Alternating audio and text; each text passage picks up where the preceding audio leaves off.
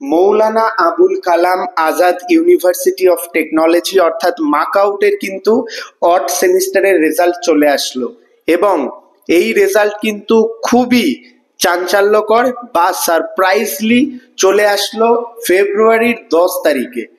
এত তাড়াতাড়ি রেজাল্ট কিভাবে আসলো বা এত তাড়াতাড়ি রেজাল্ট আসার জন্য কি কি প্রবলেম হয়েছে? প্রচুর ছাত্রছাত্রীদের সাপ্লি রয়েছে, প্রচুর ছাত্রছাত্রীরা ভালো পরীক্ষা দিয়েও ব্যাক পেয়েছে। এটা যেন একটা গতানুগতিক নিয়ম হয়ে গেছে ম্যাকআউটের, যে ছাত্রছাত্রীদের রেজাল্ট নিয়ে স্যাটিসফ্যাকশন না থাকা। তো সেই নিয়ে পুরো কথা বলবো, জানাবো রেজাল্ট কি আপডেট হতে পারে, পিপিআর কবে থেকে চালু হবে এবং পরবর্তী সেমিস্টারের জন্য তোমাদের কি কি জিনিস মাথায় রাখা উচিত। তাই প্রথম থেকে শেষ পর্যন্ত ভিডিওটি দেখো। তুমি যদি মাকআউটের স্টুডেন্ট হয়ে থাকো, যে কোনো কলেজ বা ইউনিভার্সিটি থেকে যে কোনো সেমিস্টারে বিলং করছো, তোমার জন্য ভিডিওটি খুবই ইনফরমেটিভ হতে চলেছে। প্রো টেকনিক্যাল জিনিয়াস তোমাদের জন্য অলওয়েজ কোয়ালিটি আপডেট এবং ইনফরমেশন রিলেটেড কোয়ালিটি ভিডিও নিয়ে আসে। কোনো রকম কোয়ারি সরাসরি আমার সঙ্গে ইনস্টাগ্রামে কথা বলতে পারো, আমি তোমাদের সমস্ত প্রশ্নের উত্তর দেবো, যে কোনো প্রবলেমের সলিউশন করবো। এছাড়া কমেন্ট করতে পারো। তো ভিউয়ার্স, তোমরা জানোই 10 তারিখ তোমাদের রেজাল্ট পাবলিক হয়েছে এবং রেজাল্টের সাথে সাথে কিন্তু অনেক রকম প্রবলেম তোমরা ফেস করছো। নাম্বার ওয়ান, তোমরা যে প্রবলেম ফেস করেছো সেটা হচ্ছে ভালো পরীক্ষা দিয়েও তোমাদের সাপ্লি রয়ে আছে। এটা কিন্তু গতানুগতিকভাবে প্রতি সেমিস্টারেই ম্যাকআউটে হচ্ছে, অ্যাজ ওয়েল অ্যাজ প্রচুর কলেজের রেজাল্ট কিন্তু আটকে রয়েছে। তো আমি আগের ভিডিওতেই বলেছিলাম, যারা আগের ভিডিও দেখোনি তো সেইগুলো দেখতে অবশ্যই সাবস্ক্রাইব করে নাও, যাহলে কিন্তু নোটিফিকেশন তোমরা পাবে না। তো আগের ভিডিওতে আমি অলওয়েজ বলেছিলাম যে ম্যাকআউটের যে আপডেট, সেই আপডেট অনুযায়ী রেজাল্ট আটকে রয়েছে অনেক কলেজের, তার জন্য অনেক রকম ইস্যু আছে। সেই ক্ষেত্রে কলেজ অথরিটিকে স্টুডেন্ট যদি ইনফর্ম করে এবং কলেজ অথরিটি যদি ইউনিভার্সিটিকে ইনফর্ম করে, খুব শীঘ্রই রেজাল্ট চলে আসবে। যাদের রেজাল্ট আসেনি তাদের জন্য বললাম চিন্তার কোনো কারণ নেই। এই গেল হচ্ছে যাদের রেজাল্ট আসেনি তাদের জন্য। এইবার আসছি যাদের সাপ্লি বা ব্যাক রয়ে আছে।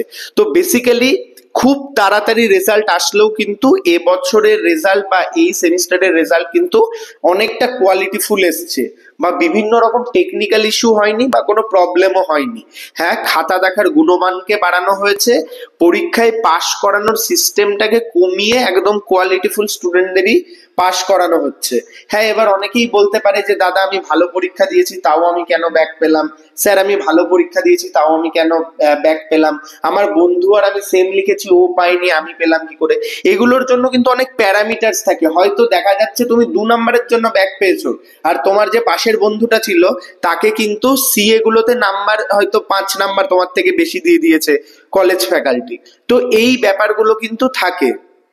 তো সেই ক্ষেত্রে কিন্তু ডিবিএমএস পোর্টালে তোমরা কিন্তু গেলে দেখতে পারবে তোমাদের ডিটেলস নাম্বারের, সেই ক্ষেত্রে তোমাদের যে ইস্যুগুলো হয়েছে।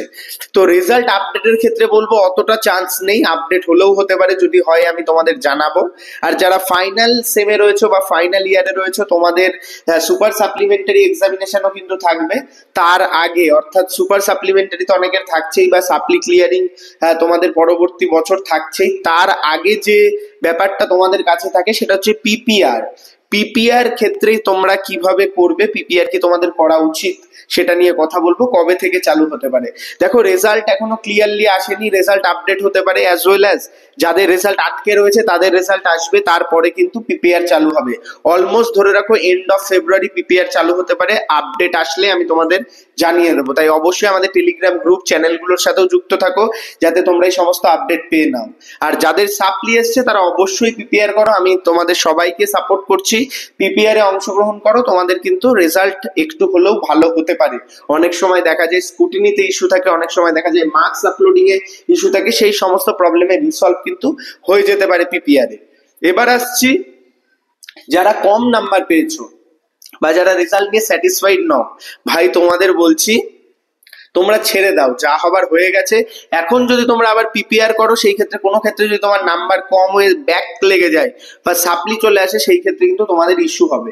তো সেই ক্ষেত্রে যারা পাস করে গেছো তারা কাটাছেড়া করো না, পরবর্তী সেমিস্টারে ফোকাস করো, খাতা দেখার মান উন্নত হয়েছে, নিজের প্রিপারেশনে মন দাও, ফোকাস করো পড়াশোনায়, প্রচুর পরিমাণে কোশ্চেন অ্যান্সার রিসলভ করো। অনেক ক্ষেত্রে দেখা যায় ছাত্রছাত্রীরা প্রচুর পরিমাণে পড়ছে কিন্তু কোশ্চেন অ্যান্সার যখন তারা সলভ করছে না না, তখন কিন্তু পরীক্ষায় গিয়ে তারা লিখতে পারছে না, সেই ক্ষেত্রেও কিন্তু কনসেপ্ট ভালো থাকলেও নাম্বার স্কোর করতে পারছে না, এই ইস্যুটা কিন্তু ছাত্রছাত্রীদের হয়। তো এইগুলোর দিকে মনোযোগ দাও, নিজেকে ইমপ্রুভ করার জন্য যে যে প্রসেসগুলো দরকার সেগুলোতে ফোকাস করো। কোনো রকম কোয়ারি কমেন্ট করতে পারো, ইনস্টাগ্রামে আমার সঙ্গে সরাসরি কথা বলতে পারো। আমি কিন্তু তোমাদের প্রচুর ছাত্রছাত্রীদের হেল্প বিগত দিনেও করে এসেছি, ভবিষ্যতেও করে থাকবো, আর এখন তো করছি।